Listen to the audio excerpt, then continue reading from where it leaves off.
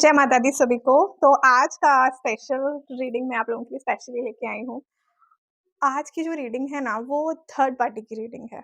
आप ज़िंदगी में किसी की थर्ड पार्टी हो। लोग नॉर्मली ये रीडिंग नहीं लेके आते हैं, मैं जानती हूँ। अक्सर लोग रीडिंग लेके आते हैं कि आपकी ज़िंदगी में कोई थर्ड पार्टी है। पर मैं रीडिंग यहाँ करने वाली हूँ कि आप किसी की ज़िंदगी की ट्विन फ्लेम हो या हैं, और आप ही हो वो थर्ड पार्टी। आपके साथ रोज़ नए वादे किए जाते हैं, आपको धोखे में रखा जाता है। अगर आप ही थर्ड पार्टी हो किसी की ज़िंदगी की और वो आपके लिए बहुत इम्पोर्टेंस रखते हैं, सब जानते हुए भी कि आप एक्स्ट्रा हो उनकी ज़िंदगी में, तब भी आप पीछे नहीं हट रहे हैं। ये बहुत अजीब-सी बात है, पर मुझे ये रीडिंग के लिए मुझे बोला गया है, इसीलिए मैं कर रही हूँ।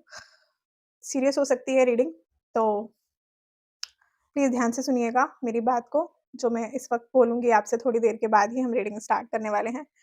सबसे पहले आज की रीडिंग तो थोड़ी-सी अलग है, तो मैं यहाँ बोलूँगी, अगर आपके पास घर में कोई भी फायर एलिमेंट है, तो आप उसको ला सकते हैं, फायर एलिमेंट को। और अगर फायर एलिमेंट अगर आप बाहर है, नहीं है आपके पास, तो शायद वाटर एलिमेंट आपके पास ज़रूर होगा। किसी भी, मैं बेसिकली ये कहना चाह रही हूँ कि किसी भी 5 एलिमेंट से 1 एलिमेंट आपके पास हो तो ज़्यादा अच्छा है।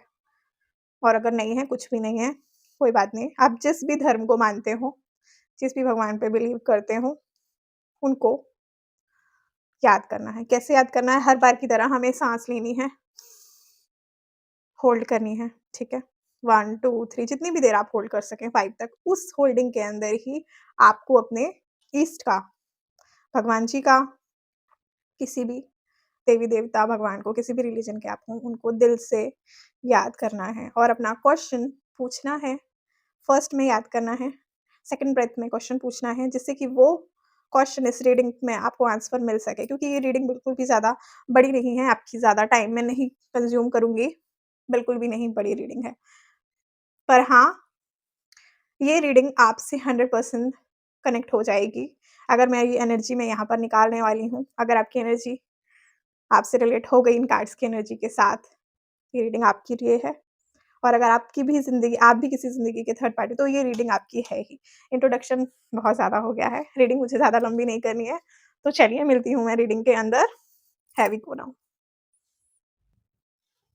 वन्स अगेन जय माता दी। तो आज हम चेक करेंगे आपके पार्टनर की ज़िंदगी में आप थर्ड पर्सन तो हो, जैसा कि मैंने पहले बात की कि थर्ड पर्सन आप हो, और आखिर इस रिश्ते का वजूद कुछ नहीं है, आप ये अच्छे तरीके से जानते हो। आगे आपको सिर्फ़ और सिर्फ़ परेशानियाँ, गिल्ट, पछतावा, बुराइयाँ, के सिवा कुछ नहीं मिलने वाला है।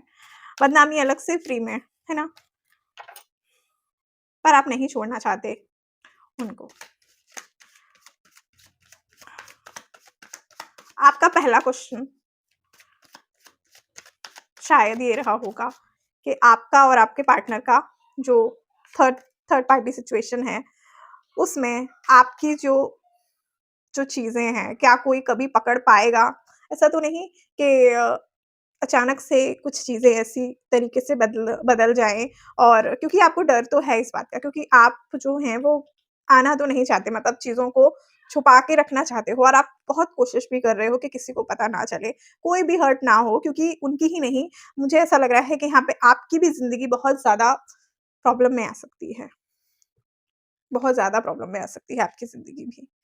तो आप ये बिल्कुल नहीं चाह एनर्जीज़ जो हैं, वो ऐसे ही बनी रहें। मुझे पता नहीं क्यों ऐसा लग रहा है कि आप लोगों की फैमिली एक-दूसरे को बहुत अच्छे से जानती है, पहचानती है, और आप लोग बहुत क्लोज़ हो एक-दूसरे के। पर वही बात है कि मतलब जैसे कि हाथ पे हाथ धरे बैठे रहना, कुछ कर ना पाना अपने रिश्ते के लिए। बहुत सारी रातें, बहुत सारी चीज़ें, एक बड़ी-सी रूल बुक जो आपको हमेशा माननी पड़ती है, और कभी-कभी आप बता ही नहीं पाते कि एक्चुअली में आप क्या महसूस कर रहे हो। ऑफ़ कोर्स टाइमलाइन सही नहीं होती। Bottom of the deck is आप दोनों में से दोनों ही ख़ासकर क्या मुझे future oriented, future in the sense of career oriented, career वाले लोग। फर्स्ट कार्ड जो है वो 5 ऑफ स्वॉर्ड्स का कार्ड है। कई बार आपके पार्टनर आपकी चीज़ों को उस तरीके से नहीं लेते हैं जिस तरीके से उन्हें लेनी चाहिए। कई बार वो ऐसा कह देते हैं आपको, क्या पकड़वाना चाहती हो? क्या चाहती हो? क्या चाहती क्या हो तुम? या चाहते क्या हो तुम? मैं ये नहीं कर सकता, मुझे टाइम नहीं है। नहीं, मैं उसको धोखा नहीं देना चाहता, बस हो गया बहुत। जैसे कि जैसे ट्विन फ्लेम्स होते हैं, चेज़िंग करते हैं एक-दूसरे को बहुत ज़्यादा और छुपाने की बेतोड़ कोशिश, मतलब आप लोग कहीं पर भी कंप्लीट नहीं हो। मतलब जो आपका रिश्ता है प्रेज़ेंट पे एक्चुअलिटी जो है, वहाँ पर भी नहीं, और जो रिश्ता ट्विन फ्लेम बना रहा है, वहाँ पर भी कमी। दोनों जगह 7 ऑफ स्वॉर्ड्स हमें बता रहा है कि सब कुछ कर रहे हैं, पर पता नहीं क्या है, क्यों है कि हर जगह कोई ना कोई, हर बार कोई ना कोई कमी रह जाती है। सैटिस्फैक्शन नहीं आ रहा है रिश्ते में, और ये काफ़ी समय से हो रहा है। एक बहुत बड़ी रूल बुक है जिसमें आप दोनों को वो सब कुछ देखना पड़ता है जो आप लोग कोई भी ट्विन फ्लेम या फिर कोई भी लविंग पार्टनर नहीं देख सकता। जैसे कि उनका आपके सामने ही अपनी फैमिली के साथ घूमना, अपनी अपनी वाइफ के साथ घूमना, अपने हस्बैंड के साथ घूमने-फिरने जाना, बातें करना, बहुत कुछ। आपको वो सब इग्नोर करना पड़ता है, ये सब चीज़ें तो हैं ही। एक टाइम लिमिट है कि आप तभी उसे उन्हें मैसेज कर सकते हैं, उसके बाद उन्हें नहीं कर सकते। लेट नाइट भी नहीं कर सकते, चाहे आपको अंदर से कितना ही पुल आ रहा हो, आपको एक-दूसरे की तरफ खींचे जा रहे हों, बात करने का मन कर रहा हो, नहीं, नहीं कर सकते। आपको हर बार अपनी फीलिंग्स को पकड़ के बैठना पड़ता है। और अक्सर आप लोग पार्टीज़ में मिलते हो, किसी ऐसी जगह पर मिलते हो जहाँ पर आप लोग बहुत सारे लोग भी हैं, और बहुत सारे लोगों में भी आपको इस तरीके से रहना पड़ता है कि कभी-कभी बहुत अच्छा लगता है।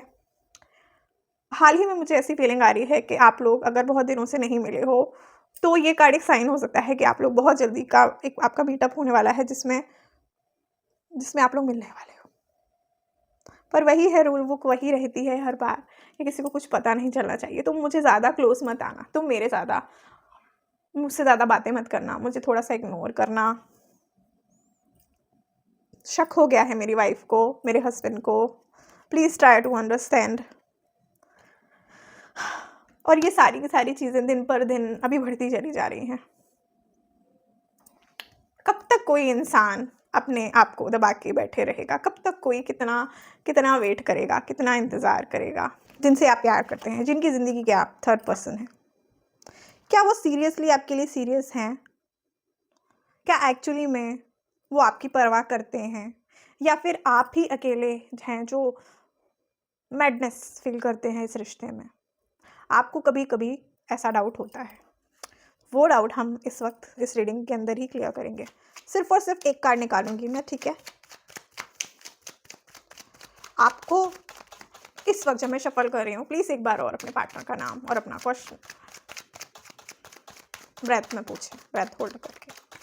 चलिए, क्या आपके पार्टनर आपके लिए सीरियस हैं? यस, पहले फूल कार्ड उल्टा आया है रिवर्स में। हाँ, जब पहले उन्होंने आपके साथ थर्ड पार्टी सिचुएशन शुरू किया था, वो सीरियस नहीं थे। सच है ये, आप भी इतने सीरियस नहीं थे। पर जैसे-जैसे आप इन रिश्ते में आगे बढ़ते गए, वैसे-वैसे आपको पता चला कि actually you are made for each other, और आप लोग सोलमेट्स हो पुराने, और ट्विन फ्लेम एनर्जी बहुत ज़्यादा आप लोगों की एक-दूसरे के लिए है। एक कार्ड से हमको यहाँ पता चल जाता है कि वो आपके लिए कितने सीरियस हैं। फूल एनर्जी रिवर्स में आना, यानी कि जो भी फूल होता है, वो अब सीरियस हो गया है, जो कभी फूल हुआ करता था। यहाँ पर मैं आर्कएंजल्स को इनवाइट करूँगी। आर्कएंजल्स को मैं इनवाइट करना चाहूँगी। Hey archangels, please come and guide in this reading. Your guidance are so valuable for us. Please Please, archangels, come and help us, guide us in this reading. I will pull only 2 cards. Okay. आपको centre और grounded, trust the process and archangel के guidance, पहला guidance है वो है कि आपको centre और ग्राउंडेड, यानी कि अपने रिश्ते पे आपको किसी भी तरीके का बेवजह शक करना पहले तो बंद कर देना है, ठीक है। अगर वो आपको कोई धमकी दे रहे हैं तो ही आपको डरने की ज़रूरत है, वरना अगर आपको सीधे-सीधे बोला जा रहा है कि ये टाइम पे नहीं करना है कॉल, कुछ भी ऐसी चीज़ें की जा रही हैं और आपको कंट्रोल नहीं हो रहा है, डू मेडिटेशन। अपने आप को ग्राउंडेड रखिए, थोड़ा बाहर निकलिए, हरी घास के ऊपर चलिए, चिड़ियों की आवाज़ें सुनिए, उनसे अपने आप को कनेक्ट कीजिए। आपको कुछ एनिमल्स दिखाई दे रहे हो, उन पे फ़ोकस कीजिए। ये सब चीज़ें आपको ग्राउंडेड होने में बहुत ज़्यादा हेल्प करेंगी। सेकंड जो है वो कार्ड आ रहा है, चेरिश योर स्कैडनेस। आपको हर चीज़ का ग्रैटिट्यूड पे करना चाहिए, हर चीज़ को इतनी ही इम्पोर्टेंस देनी चाहिए। अगर आपको डर भी लग रहा है तो ये डर आपको कुछ गलती करने से भी बचाएगा। आपने कभी इस तरीके से नहीं सोचा है तो सोचिए। बाकी आगे है आपकी रीडिंग। आई होप मैंने आपका बिल्कुल भी एक्स्ट्रा टाइम नहीं लिया है। तो सभी को, अगर आपको ये रीडिंग पसंद आई हो तो आई क्लेम लिखना बिल्कुल भी ना भूलें। और जय माता दी वंस अगेन, और मिलेंगे हम नेक्स्ट रीडिंग में जल्दी ही।